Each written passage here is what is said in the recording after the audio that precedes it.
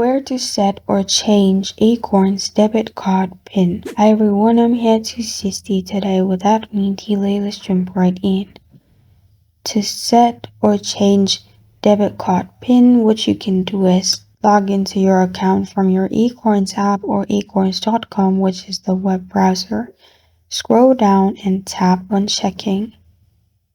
Then tap on settings. There, click on update card PIN.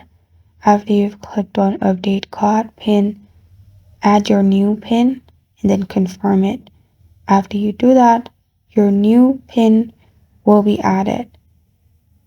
But if you had to change it, you had to add the earlier password as well. Only after you add the recent password, you will be able to change.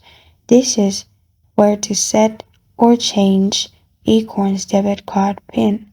Thank you for joining me today. If this video helps you out, please leave a like and subscribe for more.